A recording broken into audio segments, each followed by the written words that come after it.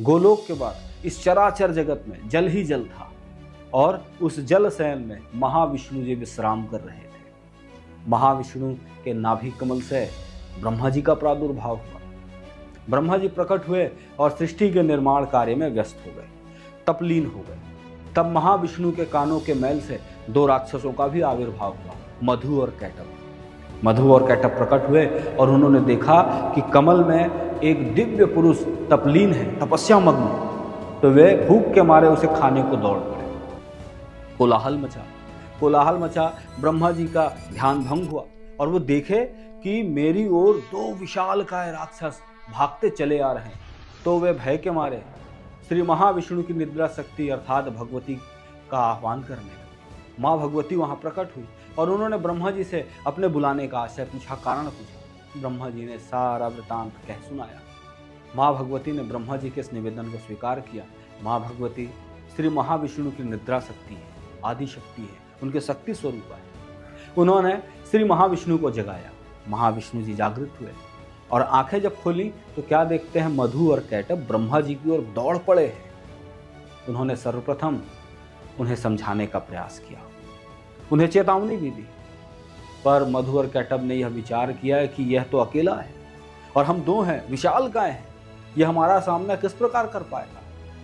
तो उन्होंने उन्हें युद्ध के लिए ललकारा। प्रभु ने उनके इस मांग को स्वीकार किया और मधु कैटभ और विष्णु जी के बीच एक युगों तक भीषण युद्ध हुआ। युद्ध का परिणाम नहीं निकल पा रहा था और मधु और कैटभ थकने लगे थे, परंतु इससे इतर वे महाविष्णु के इस युद्ध कौशल से प्रसन्न भी थे। तो उन्होंने महाविष्णु जी से कहा कि हम आपके युद्ध कौशल से प्रसन्न हैं, मांगो, क्या वर मांगते हो। महाविष्णु जी ने कहा कि मैं आप दोनों की मृत्यु मांगता हूं। मधु और कैटभ ने यहां वहां नजर घुमाई, चारों ओर देखा, जल ही जल है, जल के अलावा कुछ भी नहीं है।